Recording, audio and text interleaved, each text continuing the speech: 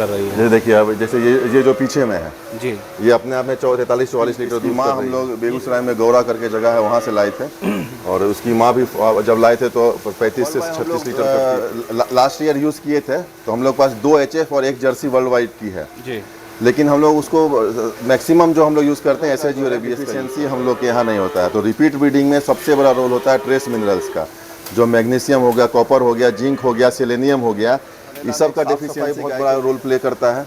तो साफ़ सफाई का आपको ध्यान रखना है। रेगुलर लाल पोटास का छिड़काव करते हैं, ब्लीचिंग पाउडर का छिड़काव, चीनी और बफर ये आप दीजिएगा। तो ये जो है और साथ में एक सेराकाइंड बोलस या सेराकाइंड बोलस आता है जो कि सूजन में भी थोड़ा बहुत हेल्प करता है। ये सब दीजिएगा तो क्या है कि आप घरेलू से उसको नीचे अगर दूध बेचना पड़ रहा है तो आप गाय ना बढ़ाएं। जितना आपका दूध बेच रहा है 50 रुपये लीटर, उतना ही लीटर का तक का गाय आप। नमस्कार सर, स्वागत है हमारे चैनल में आपका। एक छोटा सा परिचय आप हमारे दर्शकों को दे दीजिए। आपका भी स्वागत है Jitendra ji, TDM dairy farm Mokama पे। ये मेरा नाम कुमार संभव है, TDM dairy farm Mokama Bihar में है और हमारे पास समझ अभी 75 गाय है और अभी हमारे पास 550 लीटर के आसपास दूध हो रहा है। कब से सर इस फार्म का संचालन फार्म कर रहे हैं? 2020 से हो रहा है। अभी इसका 7 साल पूरा होने जा रहा है इस फार्म का। जैसे जहाँ तक हमें जानकारी है कि आप बैंक में जॉब करते हैं, उसके बाद भी ये पशुपालन में आपकी रुचि कैसे जगी? देखिए पशुपालन एक शौक़ है। ये पहले से हमारे पास छोटे लेवल पे था जिसको हम लोग थोड़ा बड़े लेवल पे किए और इसको थोड़ा प्रॉफिटेबल हम लोग इसको साइंटिफिक और एडवांस टेक्नोलॉजी जो टेक्नोलॉजी सब आया हुआ है उसका उपयोग करके उसको प्रॉफिटेबल कन्वर्ट किए हम लोग। कितना साल हो गया सर आपके फार्म को स्टार्ट किए? इसका 7 साल पूरा होने आ रहा है। 7 साल पूरा हो गया जी। 7 साल में कितने जनरेशन पे पहुंच चुके हैं? अभी हम लोग के पास 3rd जनरेशन की बाछी है जी, जो मिल्क पे नहीं है। मिल्क पे हम लोग के पास 2nd जनरेशन की बाछी है। कहीं ना कहीं हम जहाँ तक हमें जानकारी है पिछले 2 बार जो बिहार में मिल्किंग कंपटीशन हुआ था जी। इसी फार्म की गाय जो है कि बिहार चैंपियन बनी थी। जी। कैसे जो है कि आप 1st 2nd जनरेशन में ही जो है कि बिहार चैंपियन का टारगेट पूरा कर लिया? देखिए हम लोग का जब शुरू किए थे हम लोग का उस समय से ही एक फोकस था कि फर्स्ट डे से ब्रीडिंग पे ध्यान देना है। जी। और गाय सिलेक्शन जो हम लोग किए थे जी, तो उसमें हम लोग का पूरा कोशिश था कि अच्छे गाय का क्या निशानी है उसको ध्यान में रखते हुए हम लोग शुरू से भी गाय सिलेक्शन भी उसी हिसाब से किए थे ताकि जो गाय हम लोग बाहर से भी लाए थे वो भी समझिए कि 5000 6000 लीटर उस समय इलेक्ट्रेशन का कर रही थी। तो शुरू से ही फोकस था और शुरू से ही एक होमवर्क करके इसमें हम लोग आए थे तो जिससे कि इसका हम लोग का फ़ायदा हुआ। और दूसरा सिर्फ ब्रीडिंग से नहीं होता, उसका पोटेंशियल उसका पीक लेने के लिए आपको फीडिंग और मैनेजमेंट भी चाहिए। तो फीडिंग ड्राई मैटर से कैसे गाय को खिलाना है, हरा चारा का प्रबंधन, साइलेज का प्रबंधन, इसके साथ मैनेजमेंट में थनेला कम से कम कैसे हो जी, गाय को लंगड़ापन का कैसे कंट्रोल करना है, गैस का शिकायत कम से कम कैसे हो, इस सब पे हम लोग ध्यान रखें। और इसी से देखिए और एक टीम वर्क है, कोई अकेला आदमी इसमें कुछ नहीं कर सकता है। तो सारा टीम है, जितने भी लोग यहाँ हैं सब लोग मिल के किए तब जाके ये जो अचीवमेंट है अचीव हुआ। तो शुरुआती दौर की जो गाय आपने अपने फार्म पे लाई सर, वो कहाँ से लेके आए थे? हम लोग मैक्सिमम जितनी भी गाय थी सारे बेगूसराय और समस्तीपुर से आई थी। 80% गाय बेगूसराय से आई थी और 20% गाय समस्तीपुर से आई थी। मतलब कहीं ना कहीं देखा जाए तो मिनी पंजाब बोल सकते हैं आपके बेगूसराय और समस्तीपुर को।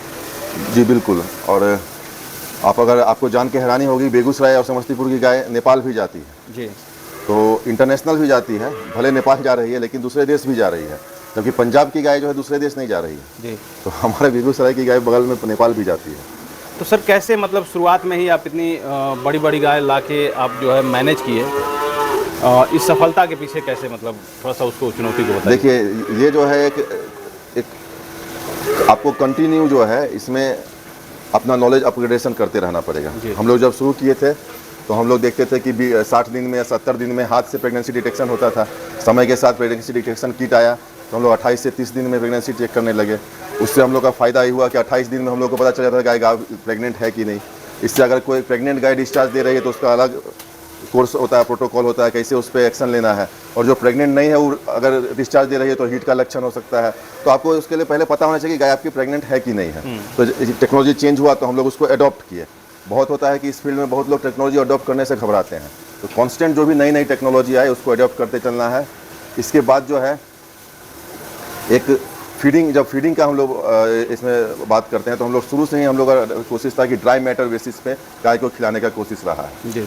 तो ड्राई मैटर बेसिस पे जब आप खिलाते हैं तो उसको पूरा एनर्जी गाय का पूरा होता है। जी। तो जब गाय का पूरा एनर्जी पूरा होगा तो आपका रिपीट का सोल्यूशन जो है आधा से ज़्यादा खत्म हो जाएगा, कुपोषण जो है, माल न्यूट्रिशन जो है गाय से खत्म हो जाएगा। जी। तो हम लोग शुरू से ही ड्राई मैटर इंटेक पे गए।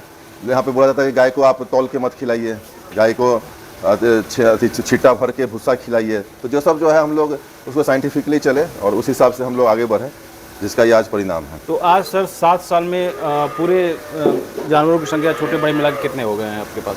अभी हम लोग के पास समझिए 75 के आसपास है, और पिछले साल इस समय आप आते तो 105 था। पिछले साल हम लोग 28 के आसपास को सेल किए। क्यों, क्या वजह हुई? जैसे लोग विस्तार करना चाहते हैं, आप जो है कि हटा रहे हैं? हटा नहीं रहे। हम लोग का टारगेट रहता है कि दूध कांस्टेंट, हम लोग का टारगेट है कि 600-650 लीटर दूध को कांस्टेंट रखना है, और कम से कम 600 लीटर कांस्टेंट रखना है, और गाय को घटाते जाना है जितना पॉसिबल हो सके। तो कहीं ना कहीं जैसे लोग 20 पे जाते हैं, 25 पे जाते हैं, अभी जो मैक्सिमम दूध देने वाली है आपकी गाय की, कितना लीटर दूध पर डे का प्रोडक्शन कर रही है? ये देखिए, अब जैसे ये जो पीछे में है जी, ये अपने आप में 43-44 लीटर दूध कर रही है। ये 44 लीटर? हाँ, ये जो है यहाँ पे। और तो क्या ये ABS हैमर है जी, ये फर्स्ट जनरेशन का ABS हैमर है। फर्स्ट जनरेशन में ही 44 लीटर दूध कर रही है। इसकी माँ हम लोग बेगूसराय में गौरा करके जगह है, वहाँ से लाए थे, और उसकी माँ भी जब लाए थे तो 35 से 36 लीटर करती थी जी। तो वहाँ से गाय लाने का हम लोग का ये फायदा हुआ कि हम लोग को ऑलरेडी फर्स्ट जनरेशन किया हुआ गाय मिला, जिससे कि हम लोग का फर्स्ट जनरेशन सेकंड जनरेशन का परफॉर्मेंस दे रहा है। हाई मिलकर गाय है आपकी, उनके बारे में थोड़ा सा बताइए, थोड़ा सा रिकॉर्ड बता दीजिए, ताकि जो देखिए हम लोग के पास में अभी जो है फर्स्ट, आपको एक समराइज कर देते हैं जी।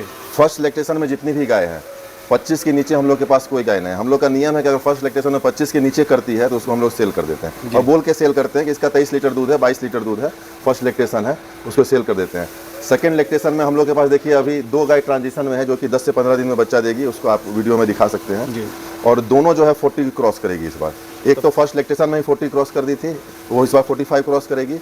ABS स्पाइक है, और दूसरा जो है फर्स्ट लैक्टेशन में 34-35 की थी, उसका एक्सपेक्टेशन है हम लोग का कि इस बार जो है 40 क्रॉस करना चाहिए, क्योंकि गाय जो है फर्स्ट लैक्टेशन में अपने जो क्षमता का 75% दूध करती है।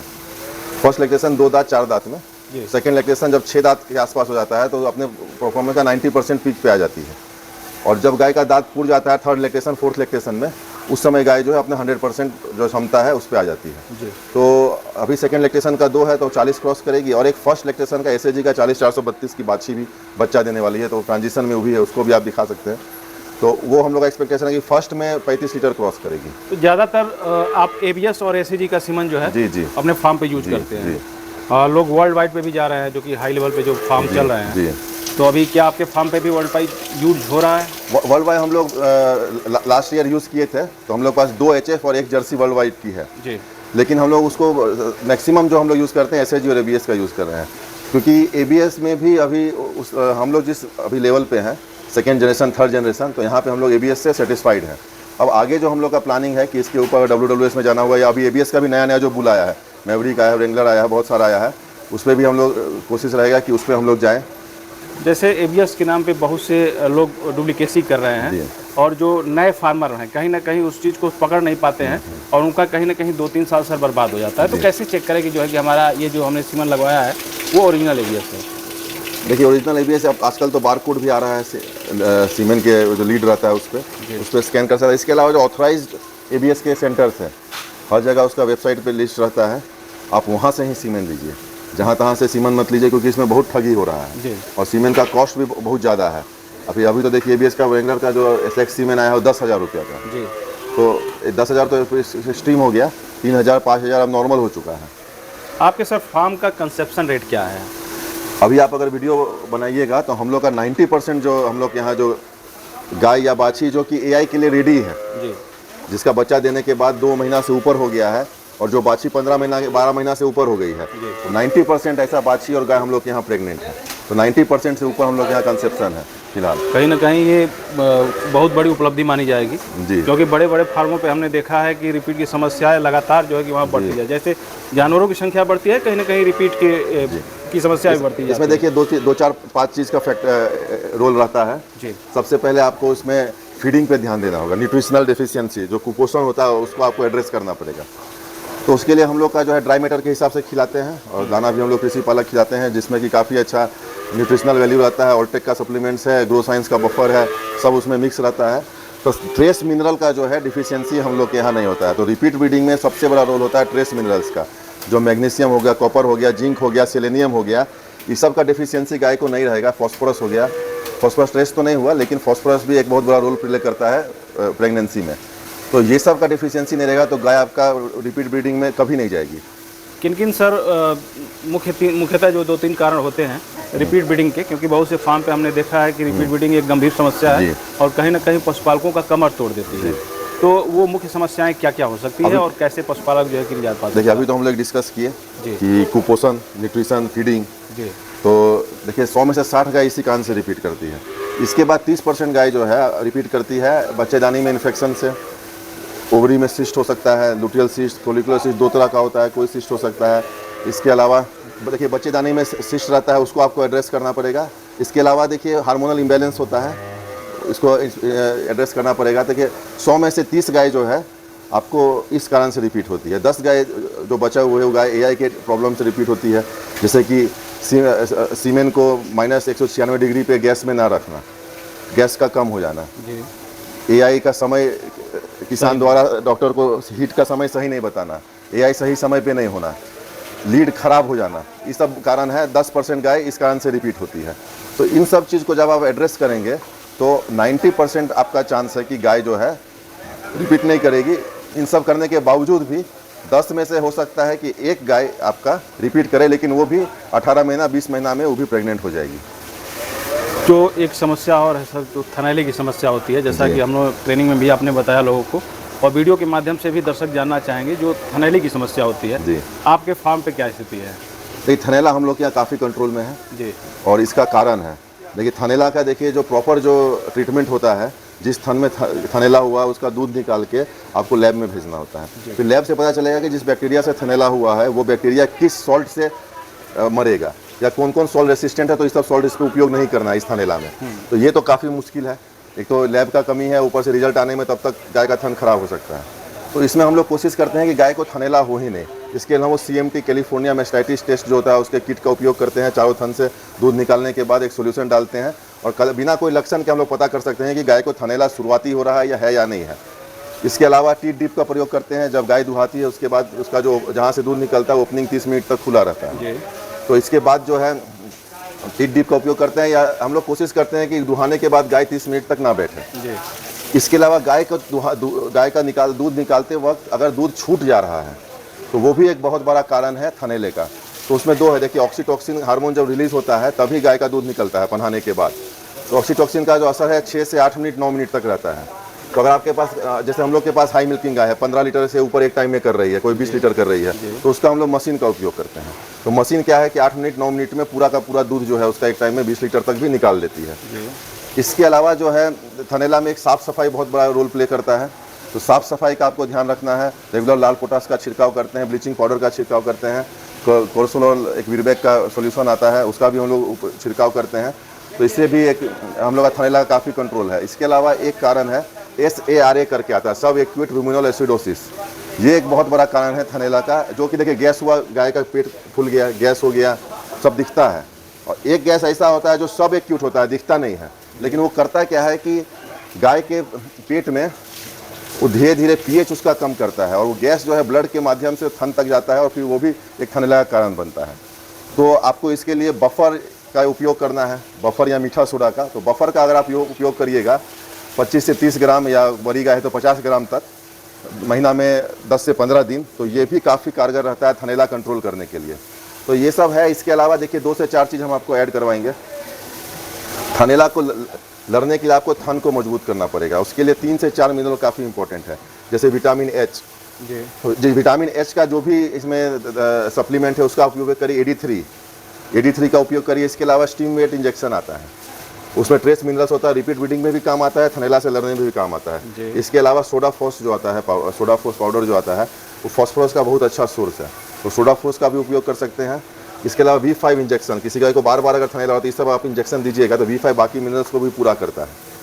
तो ये सब जब दीजिएगा, जैसे लगाने का प्रोसेस क्या होता है सर? जैसे आपने स्टीम वेट बताया और V5 बताया, तो कितना ml कितने दिनों तक लगाना है? देखिए स्टीम वेट जो है आपको 15 दिन में एक बार लगाना है। कितना ml? डिपेंड करता है 5 ml 7 ml 10 ml तक आप लगा सकते हैं वेट के ऊपर वेट के ऊपर से। जी। उसके बाद आप V5 इंजेक्शन जो है 5 ml लगाना है महीना में 3 दिन। जी। सोडा फोस जो है आप महीना में 1 हफ्ता चला सकते हैं। अगर आपके पास सोडा फोस में इंजेक्शन देना है तो आप यूरिमिन या टोनोफोस इंजेक्शन 3 दिन लगवा सकते हैं। जी। तो ये सब आप करिएगा तो आपको जो ट्रेस मिनरल्स और इम्यूनिटी जो है आपका बहुत इम्यूनिटी बूस्टर के रूप में आप यूज़ होगा और रोग से लड़ने के लिए बहुत अच्छा है। अब तो सर ये बचाने के लिए आपने उपाय बता दिया। जिस गाय को बाय द वे थनैला हो गया है, जी, जी। तो हमारे जो नए पशुपालक हैं कैसे इलाज करें, कैसे ट्रीटमेंट करें सर? देखिए, अगर किसी गाय को थनैला हो गया है तो सबसे पहले देखिए, अगर आप CMT किट से पकड़ लिए और अभी कोई लक्षण नहीं है तो आप देसी घरेलू उपाय से भी इसको कंट्रोल कर सकते हैं। जैसे आप गाय को सोडा, चीनी और बफर ये आप दीजिएगा तो ये जो है, और साथ में एक सेराकाइन बोलस या सेराकाइन बोलस आता है जो कि सूजन में भी थोड़ा बहुत हेल्प करता है। ये सब दीजिएगा तो क्या है कि आप घरेलू से भी उसको कंट्रोल हो जाएगा। अब थोड़ा सा सूजन आया हुआ है तो उसमें आप एलोवेरा, चूना और हल्दी तीनों को मिला के अगर उसका लेप बना के लगाइएगा और फिटकरी से उसको थोड़ा सा उसका मसाज करिएगा और बर्फ़ से थोड़ा सेकिएगा तो इससे भी उस सूजन को घटाने में बहुत अच्छा उसका मदद मिलता है। ये दोनों तो घरेलू हो गया। इसके अलावा जो है, अगर CMT किट पे आप अर्ली डिटेक्शन कर लेते हैं तो होम्योपैथ के उपयोग से भी आप थनैला पे अच्छा कंट्रोल कर सकते हैं, जिसमें मस्टी क्योर जो है काफ़ी कारगर है। मस्टी क्योर का उपयोग आप करिएगा 5 से 7 दिन होम्योपैथ में, तो उसका अच्छा रिजल्ट है। बाकी एलोपैथ में तो 1000 इंजेक्शन है, उसका नाम लेंगे तो ख़त्म नहीं होगा, तो एलोपैथ का तो बात छोड़ देते हैं हम लोग। लेकिन ये सब आप करिएगा 5-7 में जो हम लोग इंजेक्शन का बात किए तो आपका गाय का थनैला होने से पहले ही आप रोक सकते हैं। और सर जैसे बहुत सारे यहाँ आज ट्रेनिंग में पशुपालक नए आए जो कि डेयरी फार्म करना चाहते हैं, तो उनको क्या क्या चुनौतियों का सामना करना पड़ सकता है शुरुआती दौर में? तो चुनौती से ज़्यादा है कि उनको क्या क्या करना चाहिए। जी। सबसे पहले उनको हरा चारा का प्रबंध करना चाहिए। बिना हरा चारा के डेयरी फार्मिंग नहीं होगा। और अगर आप 25 से 30 लीटर के ऊपर का गाय रखना चाह रहे हैं तो साइलेज का उपयोग प्रबंध करना पड़ेगा। ये 2 चीज़ बहुत ज़रूरी है। इसके अलावा भूसा का आप जब सीजन आता है तो भूसा स्टोर के लिए तब 4 रुपया 5 रुपये किलो मिलता है। यही भूसा 10 रुपया क्रॉस हो जाता है ऑफ सीजन में। तो दोनों हैं। इसके अलावा इसके बाद जो है कि सबसे पहले दूध का रेट का उपाय करना पड़ेगा कि दूध आप कहाँ बेचिएगा, कितना में बेचिएगा। ये इसलिए इम्पोर्टेंट है क्योंकि अगर आप कोई भी मिल्क जो